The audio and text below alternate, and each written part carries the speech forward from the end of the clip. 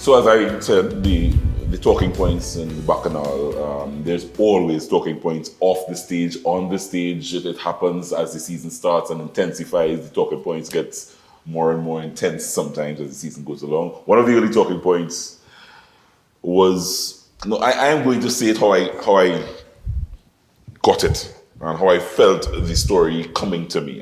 Listening to some of the urban stations here in TNT, it seemed that there's a popular song that from the time I heard it, I liked, because the rhythm just, you can't help but Zess. There's a line. Relieve distress. Carnival is something, relieve distress. Zess.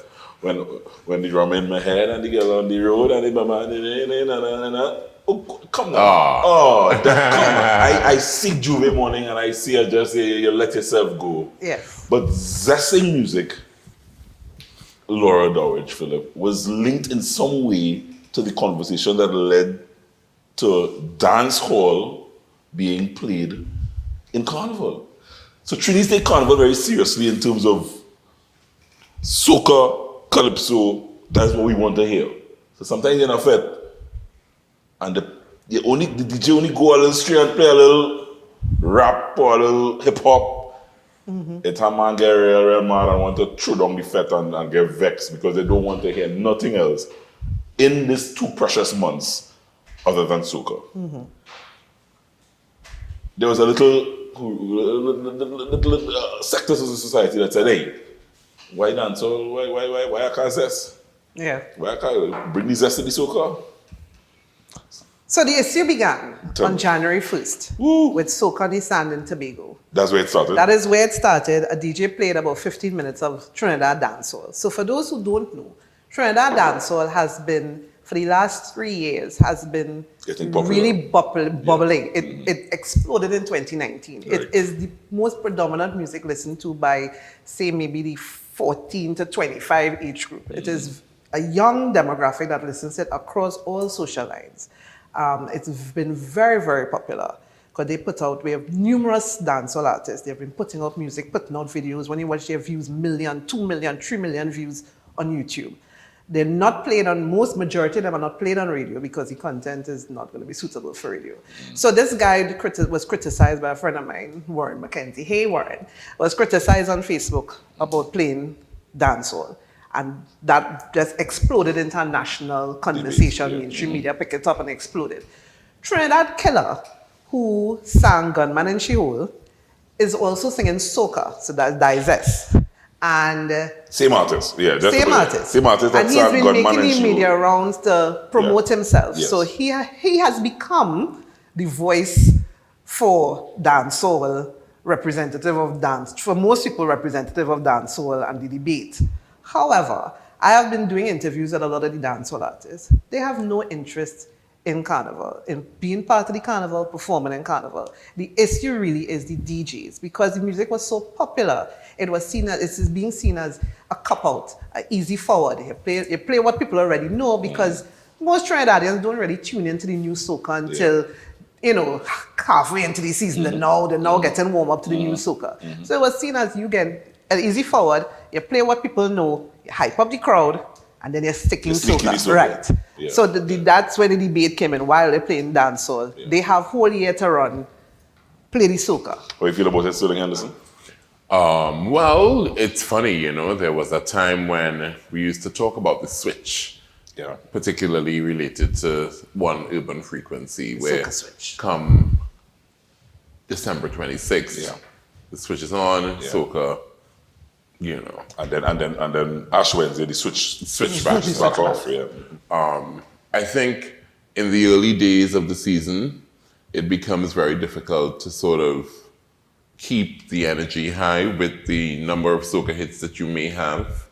And on January 1st, you might be tempted to play as a DJ. So I just want to make this separation based on what I'm hearing. This has nothing to do with the local dancehall artists. No, this is except in the case of Trinidad Ghost, who sings Trinidad. But is it Trinidad Ghost or Trinidad Killer? No, Trinidad Ghost is the guy who sang Zess last year.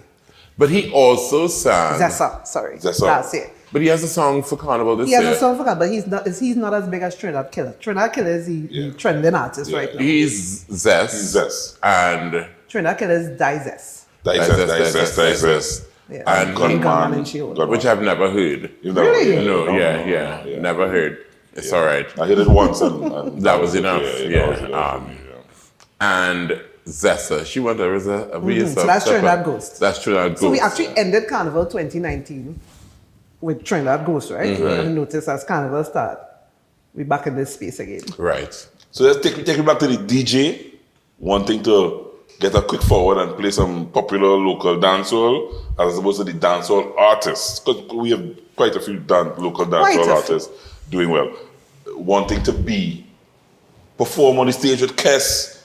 I could run and sing a dancehall with Kes. Why? Why not? Why? They actually don't. They don't want to. No. You see? They're speaking on behalf of all dancehall. No, because the ones that I've spoken to who are currently don't. like the big ones, they're not interested. So this Prophet Benjamin, though, Miss Mary. Who's the cat that bitch? No, but there are some artists that make the But they don't transition. qualify Prophet Benjamin as part of this movement. He's not part of this dancehall movement. No, but if a dancehall artist brings out soca, then he's entitled to sing his soca. Yeah, so like Trinidad Killer, he Right. also. I think it's an institutional failure on our part. In the sense that, you look at France. France has what they call the Academy. And the Academy stringently protects French culture. To the T. Yeah? And this is a free market economy in the sense that we get to determine what is Trinidadian, how we express ourselves. So for me, even on a Carnival Monday and Tuesday, if I'm playing in a band that's going to be playing dancehall, popular dancehall, as part of its stock music, that's not going to appeal to me, because like the French, I believe Carnival is a soca calypso time and sacred to that. And it should be. It should be sacred. So any sort of infringement on that is not something I think should go unnoticed or unchallenged. Yeah. Because, a lot of people too are traveling to the various carnivals. And they're feeling that for Trinidad Carnival to survive, it has to become more like the other carnivals. So they reference Notting Hill, where you could walk from one corner and see capoeira and Brazilian, That's right. to another corner where you might get some jerk chicken and some reggae, That's to another right. corner, and they feel as if this idea of the festival should be... Who feels that way? No, there are people who feel that way. And Local, I was going we're talking yes, and I was going should to be going mention into that. So that is an issue that has been bubbling. Yes. Now that people think this festival should not be exclusive to one genre of music. Why only one set of artists should eat a food for the season when we have other artists? Why their music can't play? Why they can't get to perform? I mean, we have voted big for jazz in the carnival. I mean, I'm not saying as that she shouldn't. But you're right. Yeah. But jazz then is But jazz is an interpretation of music. But my answer to that is, and I was having this argument on Facebook with someone, why don't these other artists, non-soca artists, who want to reap the rewards of being part of Carnival, create their own fringe around the Carnival? Because not everybody is interested in soca music or Carnival events. People will welcome an alternative event. Freetown Movement is actually doing a show at Soundforge pretty soon. And now they are doing soca this year. But it's not going to be your typical carnival affair. So it's an alternative. And if there's a market for what they're doing and it responds, then they have a legitimate space. But create your own thing and let's see. But I don't want to be wind down low to somebody else's music and have because when Carnival time, January 1st hits and the season starts here in Trinidad and Tobago, most Carnival lovers get into that mode where you want to hear. So I mean, and I am the Christmas time. I am 100.1 and so I am one of those that will start to pick up the music late because Christmas time I'm in a different zone. Yes. I want to sit down and sip a punch of cream and enjoy the season. Enjoy that week or that 2 weeks that leads up to the thing. But come January 1st, or come Boxing B. Yeah. So You're ready. I start to switch. My mind starts to switch, right? And when it switches, it is difficult for me to tolerate anything else. Yeah. As a pro Trini, and this is just laying it out, as a pro Trini, someone who feels very, very passionate about the culture, about Trinidad and also grew up in the era of when dancehall and dub was very, very popular. And I stood up and saw Marsha one time, working hard on a stage and nobody had taken him on. I remember that because at that point, all you want to hear is Bushu. But we have evolved a bit from that. And now that, I mean, there's always been that way where I think soca, calypso has its space in our carnival.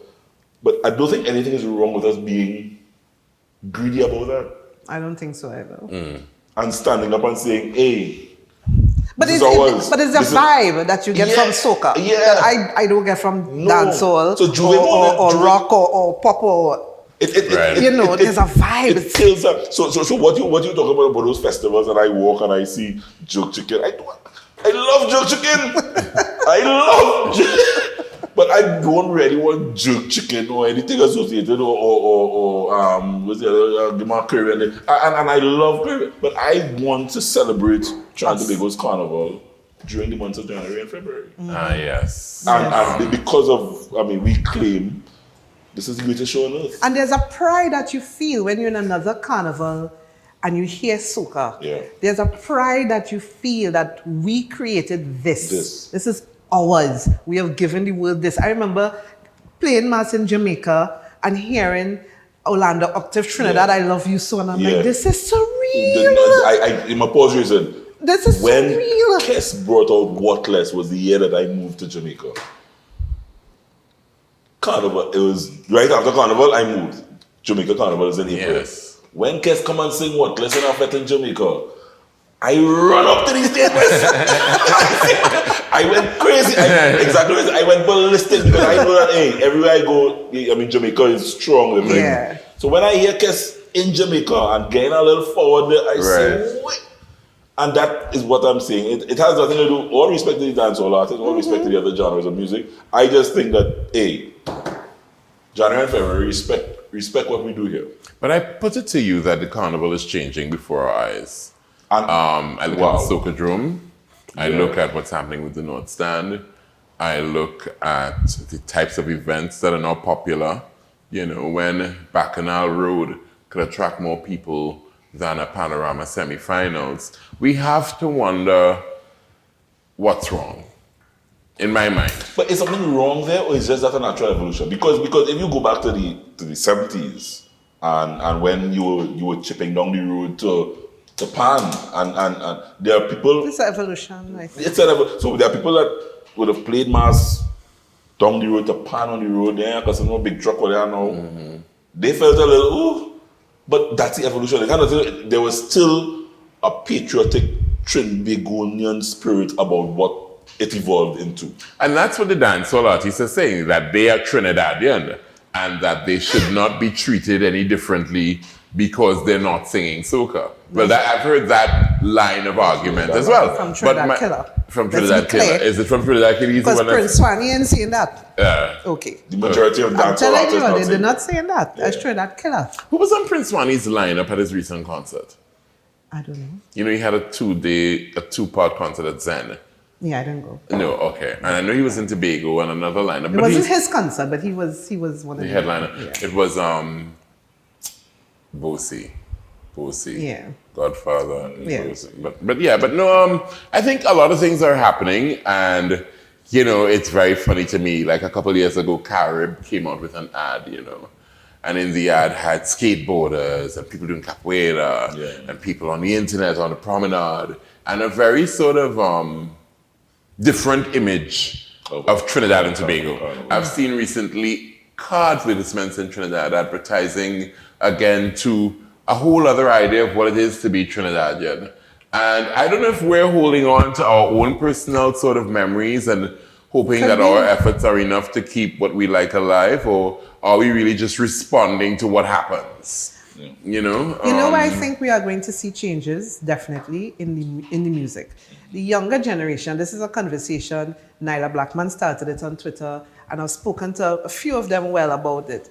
There's a feeling, because they're growing up in a world with the Frank Oceans and Kendrick Lamar, and, you know, these people, and they're feeling, okay, so we want to emote.